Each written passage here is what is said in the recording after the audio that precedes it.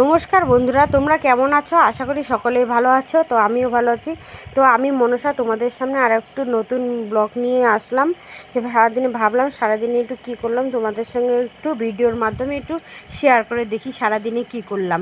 তো দেখো বন্ধুরা, সারাদিনে আমি কি করলাম, একটা বস্তা নিয়ে আসলাম। বস্তা নিয়ে ওই যে একটু কোদাল নিয়ে ওই যে গোবর গরুগুলো আর কি লালটু আর সাদাটু পায়খানা করছে, ওগুলো এখন একটু ফালাবো, পরিষ্কার করে দেবো। কারণ হচ্ছে ওরা পরিষ্কার করে থাকলেই ওরা যত্নে থাকলে আমিও যত্ন পাবো। কারণ লালটু আমার দুধ দেয়, সাদা ও দুধ দেয় না আর কি, সাদাটু দুধ দেয় না ওকে। তো দুধ দেয়নি, দিবে, বড় হচ্ছে আর কি। তো আমি সারাদিনকে এদেরকে নিয়েই থাকি। আমার সংসারের কাজ হলো কি, এই যে লালটু আছে, সাদাটু আছে, একটা মণি বাচ্চা আছে ওইদিকে আর কি, দেখাতে পাচ্ছি না আর কি, মানে এগুলো গোবরগুলো ফালাচ্ছি। তো কি করব এখন? তো হচ্ছে সব করে পরিষ্কার করে ফালায় দেখিয়ে ওরা সারাদিন খাওয়া দাওয়া করে জল খাইয়ে বিশ্রাম করে আসে। সাদাটু হচ্ছে মুনু তো খাচ্ছেই, সাদা মুনু ওখানে খাচ্ছে চারের মধ্যেই, ওই চারাটার মধ্যে আর কি সারাদিন খাওয়ার দিয়ে দেখি জল পোয়াল, মানে সব কিছু পোয়াল টল সব কিছু ওখানে দিয়ে আর কি। দেওয়ার পরে দেখতে পাচ্ছ গোবরগুলো পরিষ্কার করে ওইদিকে ফালাই দিলাম। তারপরে জায়গাটা এখন পরিষ্কার হয়ে গেল।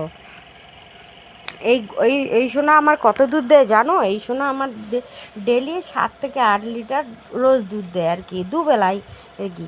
তো দেখো লালটু বুঝতে পারলো, বলে মা আমার জন্য পোয়াল দিচ্ছে, ও খাবার দিচ্ছে, তাই ও কি সুন্দর দেখো উঠে পড়লো। বুঝতে পারে, মানে ওরা সবই বুঝতে পারে, শুধু কথা কি বলতে পারে না। তো সারাদিনে আমি এভাবেই কাজ করি। তো কি করা যাবে আর কি। তো দেখো আমার কাজগুলো যদি ভালো লাগে একটু লাইক কমেন্ট শেয়ার করতে ভুলবেন না প্লিজ। তো তোমরা আমার সাথে থাকো, পাশে থাকো এইভাবেই। তো হচ্ছে আর কি করব, কি বলা যাবে আর কি। তো এখন চলো একটু চলে যাই বাগানের দিকে। তো বাগানের দিকে যাব একটু। এই যে বাগানের ভিতরে আমি অনেক কিছু লাগিয়েছি, মানে অল্প অল্প করে সব কিছু লাগিয়েছি। এই যে দেখো ভেন্ডি গাছ লাগিয়েছিলাম, এই যে বেগুন গাছ লাগিয়েছি, এই যে আদাও লাগিয়েছি। মানে বাগানের ভিতরেই একটু একটু করে সব জায়গাতে একটু করে সব জিনিসই লাগিয়েছি, যেন আর কি মানে হচ্ছে যখন যেটা আর কি ইচ্ছা হয় যেন আমি টুক করে খেতে পারি। কারণ বাজার থেকে তো নিয়ে আসাই হয়, তো বাজার থেকে দেখো আনতে আর খাইতে কোনো সময় মনটা হয় না, একটু বাড়ির সবজি দু একটা হলে তো ভালোই চলবে সংসারের মধ্যে। কারণ আমার বাচ্চা কাচ্চাগুলো হচ্ছে সবজি খেতে ভালোবাসে না, আর ওই টুকটাক করে যা হয় ওটা আমাদের দুজনেরই চলে যায়।